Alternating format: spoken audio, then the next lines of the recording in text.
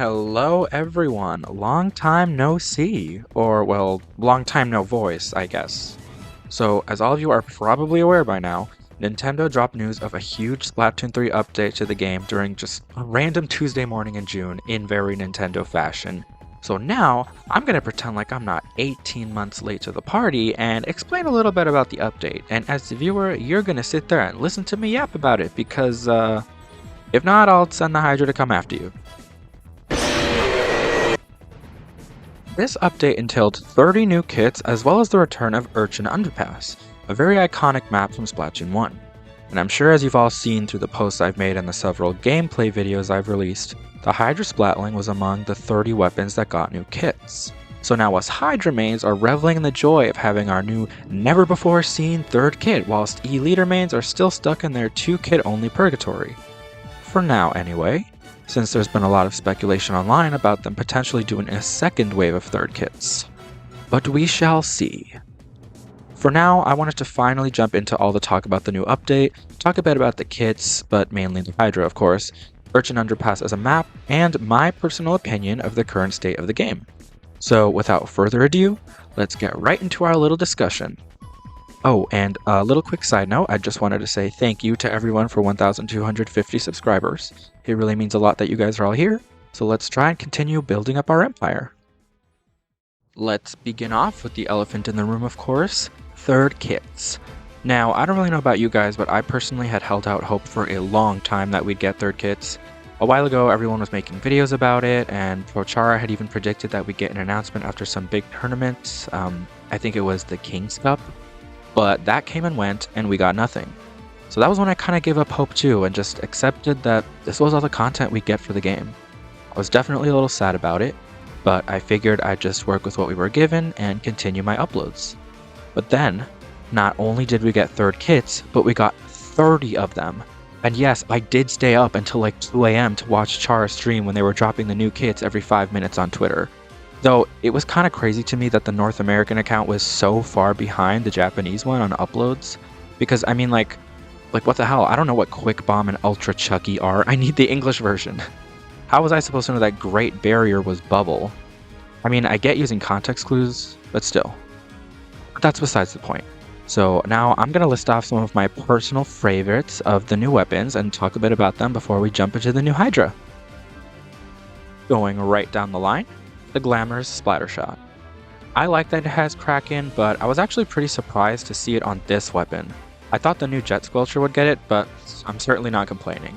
I think it's a cool kit and I really like the colors on the weapon, though I'm not that great with Kraken. Next up, the Frozen Splattershot Pro, which is the only shooter in this game to have missiles, so I mean how can I not like it?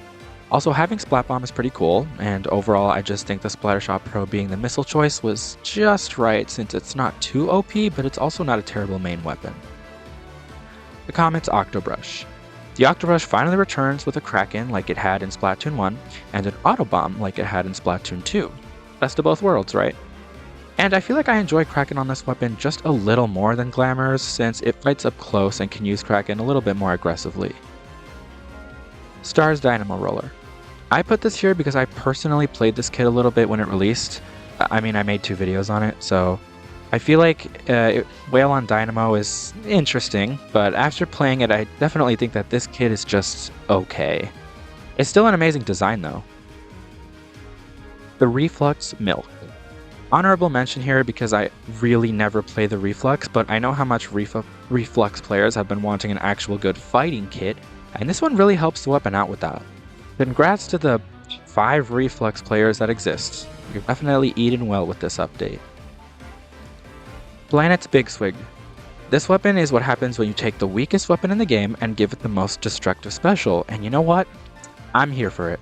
Splashdown is so fun to use, and with this weapon's paint output, it gets a lot of them. Torpedo is also really good for fighting since it can forcibly distract your opponents, which this weapon really needs sometimes. Dicker's Platana Stamper. Another honorable mention here because of just how shamelessly this weapon copied off the vanilla Hydra's homework. I mean, if that's considered to be one of the best main weapons in the game and it gets the same copy-pasted kit as the vanilla Hydra, and I just think that definitely goes to show how great the combo really is and how goated Vanilla Hydra is. The RTL-R Mini, what is that, Riddler? Mini? With the release of this weapon, Zuka Spam is officially a real option in this game considering how well Mini paints. It has beacon, but honestly I think that just makes it better because now it doesn't even have to get up close to you in order to snipe you from across the map. And last but not least, the Cobra Jet Squelcher. Burst Bomb will always be great on this weapon, and I know it was supposed to get Kraken, but I honestly think Splashdown is a really good second choice for its special. And while I can't consider Jet a backline, it is nice for a slower weapon to have a good method of close range defense. But you're probably wondering, Eddie, when are you gonna talk about the new Hydra? Well, wait no longer, my loyal citizens, because now it is finally time to talk about the new Hydra. And can I just start by saying that this design is absolutely beautiful. Never in my life did I think I'd see a Hydra design with all these cute little stickers and accessories, and I especially never thought we'd ever even get a third kit for the Hydra in the first place. So this definitely opens the door for the realm of possibilities in the future for other weapons that never got third kits. And I actually really like that it's black. I feel like it makes the weapon look more menacing. So much so that I decided to design my tower control outfit around that by choosing all black clothes, which makes me feel really cool and mysterious. Anyway, its kit this time around is Sprinkler and Big Bubbler, which is a callback to its original custom kit back in Splatoon 1. Now, the first impressions I had of the weapon when it dropped were not so great, to be honest. In tandem with Urchin coming back and the crazy amount of new kits with destructive killing specials, I just felt like Bubble Hydra didn't really fit in. Of course, at that time, everyone was playing the new kits. So obviously Bubble isn't gonna win against a Quad Kraken team or a team with a bunch of Ink Strikes and Ink Jets and Splashdowns and Trizukas. It is a really great kit, don't get me wrong, but my gameplay of the weapon during that time really kinda stunted my initial impression of the kit since it wasn't doing anything crazy like the other weapons were. Instead, I just felt like I was getting destroyed over and over by teams running quad frontliners. However, now that time has passed and people are back to playing their regular comps and weapons, I actually feel like this kit really shines. It's a great supportive Hydra option that allows it to play its role as a backline without ever really needing to put itself in any danger. It's what I'd honestly call the true backline of all the Hydra kits. Now that cat's out of the bag, I'm going to jump right into my little kit analysis of the weapon and talk about its strengths and weaknesses. Right off the bat, as I said, I see it as the true backline of all three Hydra kits. Let me tell you why. Unlike the vanilla Hydra kit, this Hydra is super defensive and works best utilizing its range from the safety of its bubble. Of course, that's not going to stop me from slaying all of you like a mini Splatling, but I at least had to put that out there. No, but seriously, this kit can really deny a lot of space compared to the other two. We did see a bit of this with mines on the custom Hydra, but unfortunately that kit will always be held back by screen, so forget I even mentioned it. As far as the sub goes, I honestly kind of didn't like Sprinkler on it at first. And yeah, I still don't actually. They should have left that part in Splatoon 1. But it's a small price to pay to finally get the special we've all been wanting on this weapon back. After all, it is the only backline weapon in the game to have a big bubbler, and being so makes it very unique on top of the fact that it's the only backline that has rapid fire instead of one shot, or one slosh, or one vertical swing. Yeah, I'm noticing now that a lot of the other backlines don't really have any form of rapid or quick fire, which makes the Hydra extra special and pencil. Oh, yeah, forgot about that. Remind me again why Nintendo thought 5 shots on a sniper was a good thing? Anyway, the only thing I kinda don't like about Bubble on Hydra is the fact that you can't hold your charge when you activate it. In Splatoon 1, the way Bubbler worked on charge weapons like the Squiffer, the Mini Splatling, and the Hydra was that you could fully charge up the weapon and then press the R stick to activate the Bubbler while keeping your charge intact. But in this game, popping Bubble instantly cancels your charge. On Mini and Squiffer, this isn't really such a big deal because those weapons take like 2 milliseconds to charge. But on Hydra, you literally have to spend the first 2 seconds of your special charging up your weapon instead of being a harbinger of mass destruction. Of course, after those 2 seconds are up, you will become a harbinger of mass destruction, but that's neither here nor there.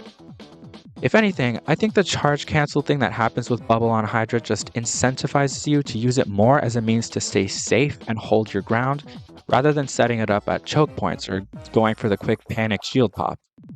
Us Hydra mains can leave that to the decavitators and the rollers, who will probably die after popping their bubbles anyway. Instead, what a Hydra would want to do with its bubble is set it up farther back where it usually shoots from and use it to prevent itself from getting sniped by chargers, trizookas, inkjets, and hammers. I wouldn't recommend using it against Tenta missiles though, because those things shred through bubble like it's nothing. By setting it up farther back, your teammates can use the bubble as a beacon in case you move up to a more dangerous spot. That way, you won't have to worry about leaving your teammates jumps for dead in case you have to move back because of enemies pushing you back. Or because of bombs! Enemies can't throw bombs into the bubble, which is great. You can also use the center beacon of the bubble as a means of tanking shots for you if someone tries to enter your bubble and splat you directly. And for an even better tanking option, throw a sprinkler down at your feet after you pop the bubble too. That way the sprinkler and the beacon can tank shots for you. Though this isn't exactly a perfect science, so don't expect to become invincible or anything. Real quick, I want to talk about the Torrentz Hydra's best modes, which won't take too long. Zones. It's honestly pretty decent. I'd still recommend the vanilla Hydra kit over this one, but the Torrentz definitely isn't bad for zones. It allows you to set up from your camping spot to stay safe, which is great since this entire mode revolves around keeping control of mid. And being able to set bubble up in a camping spot can really help maximize the pressure you add onto your foes without really needing to deal with their attacks. Zones is also arguably Sprinkler's best mode too, so if there's ever a chance for this sub-weapon to shine, it's here. Tower Control. This is definitely its best mode. I would recommend playing this kit over the other two for sure in Tower, just because of how useful that bubble is. You can use it to get through checkpoints or set it up farther back to stop enemy pushes. It's honestly all around exactly what the Hydra needed to make it even more viable in this mode that's dominated mainly by snipers. Having the bubble at least gives you a fighting chance against sniper clumps. As per usual in my past videos, I'll be doing Rain and Clams together since Hydra plays them mostly the same. This kit is solid for sure, and I can see it having more usage in Clams maybe to set up super clam jumps, but other than that, I'd say it would be pretty held back in these modes compared to the other two kits because its lack of a lethal sub-weapon and or special. I definitely recommend using either vanilla or custom kit for these modes over the Torrentz. Alrighty, next up is gear. Upon investing into some gear centered specifically around the Torrentz kit, I found that there weren't really any super specific or niche abilities that this kit wants to run that you can't just run on like the vanilla Hydra. After all, there's no point in running any sub power up because Sprinkler doesn't really need anything since it's just a Sprinkler. And Bubble is a pretty decent special all on its own. However, since the kit does have Bubble and I've never mained a weapon that has Bubble, I decided to experiment a bit with some special power up to see if it helps Bubble's durability at all. And to be honest, I found that even using 4 subs, it really didn't make a difference. Also for reference, 4 subs equals to 12 ability points, which is even more than running just a main by itself, since that would only be 10. I still felt like my bubbles on tower got shredded just as fast, with or without special power up, and even when not using it on the tower, it doesn't really seem like it would get you that much value anyway. So unless you want a really super powered up bubble, I wouldn't recommend using it. After trying that build out, I switched over to the ones that I have now that I don't really feel the need to change. So I basically just run the same stuff that I run on the vanilla Hydra, with one difference being that on tower I run 2 subs of special charge up. This isn't like necessary or anything, but the way I see it, if special power up doesn't seem to make that much of a difference, then at least I can run some special charge up so that I can get more bubbles more often. Quantity over quality, if you will. Other than that, I just run a mix of run speed, swim speed, utilities like quick super jump and ink saver main, and of course object shredder for tower.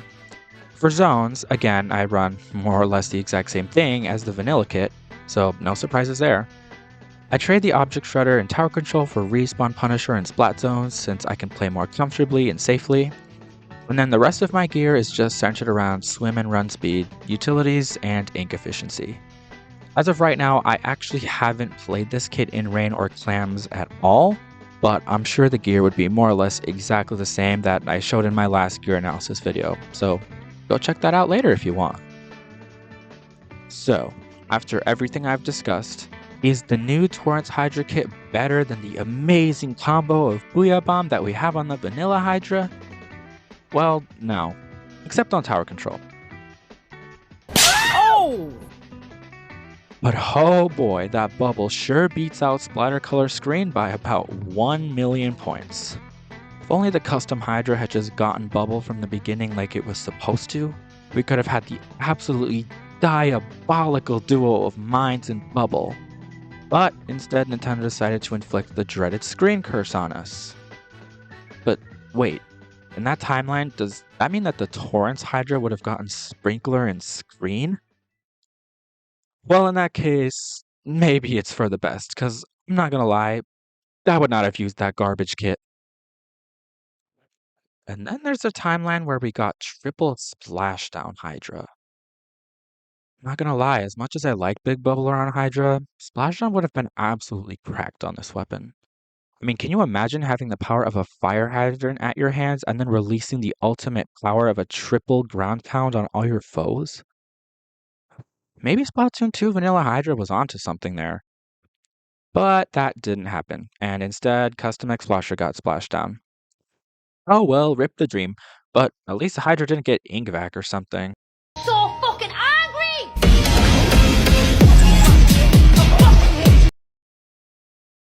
With all that said, this concludes the Hydra kit analysis portion of the video, so now I'm gonna yap a little bit about Urchin and the current state of the game, and then the video will be over and you'll be sad. Hopefully.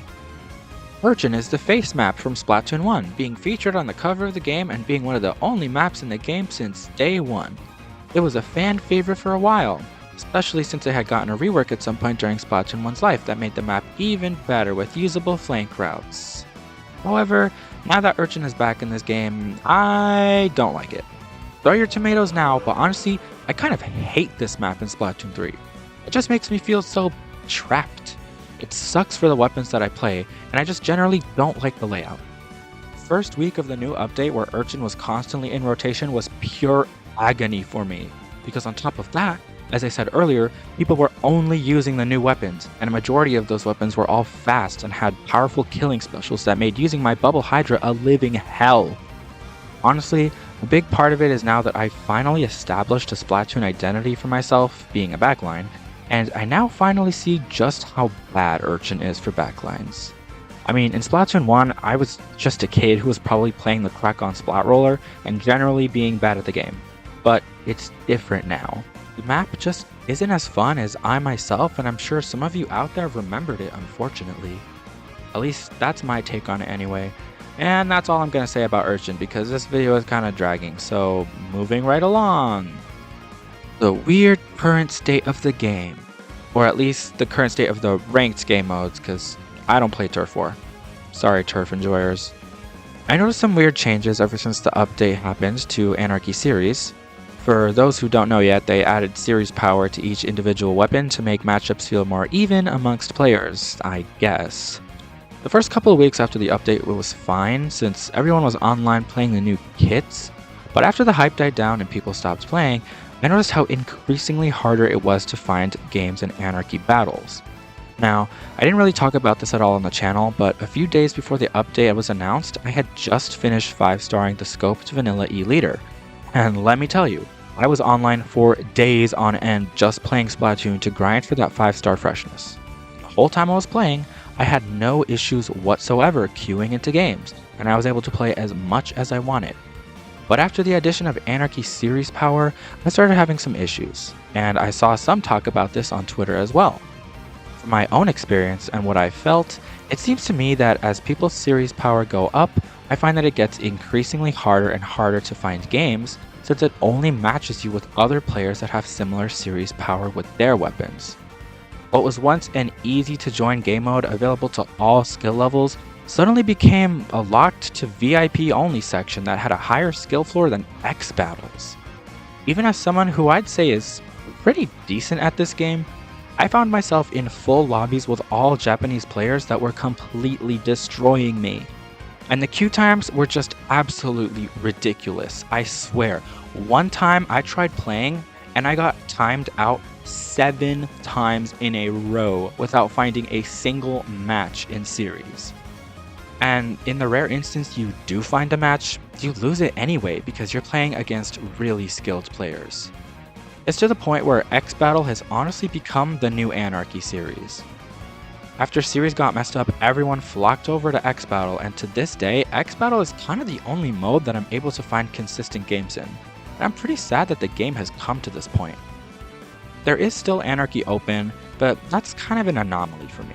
Since the update, I found it just as hard to queue into open games, and I'm getting timed out a bit more often, but when I do find a match, it's not as hard as series, obviously. I think that it just should have just added a better matchmaking system rather than having this whole weapon power thing. But that's just how I feel about it. For now, I've made X Battle my new home. And with all that said, that is actually all I have for you guys today. Thank you so much for watching if you did, and let me know in the comments what you think about anything I talked about. I know this video took super long to come out. I think I made a community post about it like in the middle of July, but thank you for bearing with me and sticking around to finally see it. I'm really glad that I could finally get my thoughts about all this out, and as disorganized and sporadic as they are, thank you for joining me on this journey, and subscribe for more awesome Hydra gameplay videos in the inevitable future. And thank you to my friends for letting me borrow their mic, because yeah, I didn't have a mic any other time I was making a video where I was talking, and I feel like you could very clearly hear that I did not have a mic. So thank you very much to them for letting me use this. And I hope you all have a very nice day. Get out there, get splatting, and I'll see you in another video. Bye-bye.